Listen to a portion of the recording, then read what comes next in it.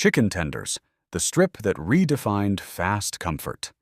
Born in a New Hampshire diner during the early 1970s, a cook began frying boneless strips for children refusing whole pieces. The concept spread nationwide within a decade. What most people never consider is the cut itself.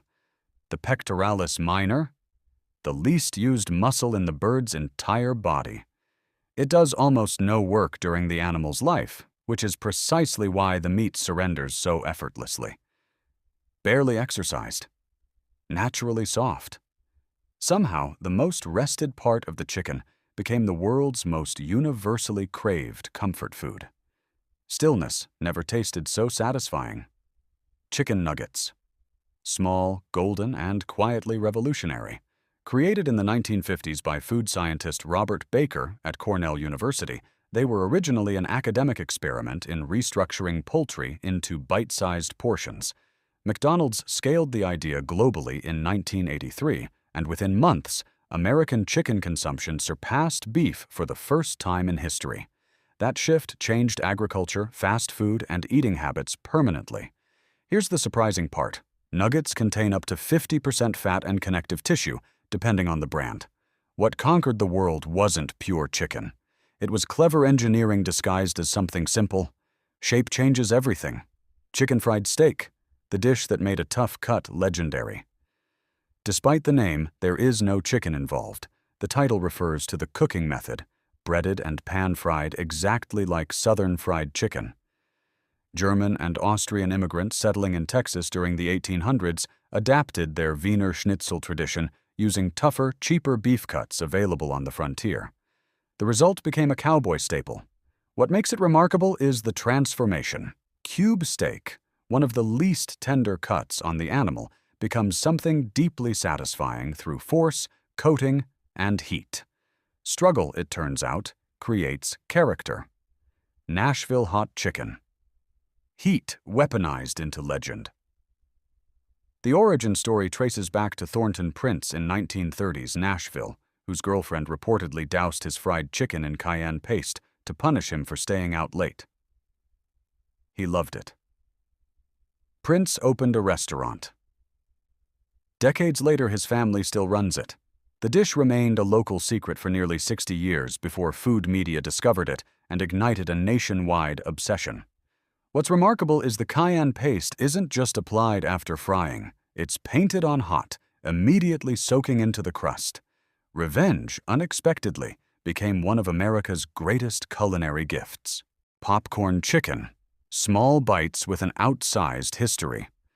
KFC introduced the bite-sized format commercially in 1992, but the concept of frying irregular chicken pieces in seasoned coatings stretches far deeper into Southern tradition, where nothing edible was ever wasted. Every odd piece, every irregular trim found its way into hot oil. The name came purely from appearance, pieces small enough to eat like popcorn, casually, endlessly, without ceremony. What surprises most people is that the irregular shape actually increases the crust-to-meat ratio dramatically, delivering more texture per bite than any uniform strip ever could. Imperfection here is the entire point.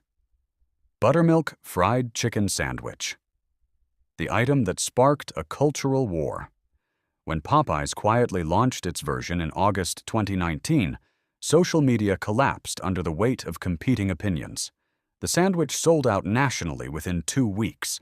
Popeyes reportedly earned $65 million in earned media from a single tweet. But the sandwich's foundation, buttermilk marinated chicken, traces back centuries to Southern Black culinary tradition, where acidic soaking tenderized tougher birds before frying. What began as practical preservation became a flavor philosophy. A piece of bread, some pickles, a marinated thigh. Sometimes the simplest construction holds the most history. Fish and chips, Britain's most democratic meal. The dish emerged in the 1860s when Jewish immigrants introduced fried fish to London's East End, while potato chipping arrived separately from northern England's textile towns. Combined, they became the fuel of the working class, affordable, portable, filling. During both World Wars, the the British government exempted fish and chips from rationing, recognizing it as essential for civilian morale. 50% of all potatoes grown in Britain once went toward chip production. What started as immigrant street food became a national identity wrapped in newspaper. Survival food rarely carries this much dignity. Mozzarella sticks, fried cheese that somehow became an American institution. The concept of cooking cheese in breadcrumbs traces back to 14th century French medieval cuisine, where cheese was pan-fried as a refined appetizer for nobility. Somewhere across 6 centuries, refinement became bar food. The American version exploded in popularity during the 1970s and 1980s, alongside the casual dining boom. What makes them structurally fascinating is the precision required. The oil must be hot enough to set the crust before the cheese fully liquefies and escapes. Too slow, and everything collapses. There's genuine physics behind that satisfying, stretching pull. Timing is everything. Which of these dishes is your favorite? Let me know in the comments.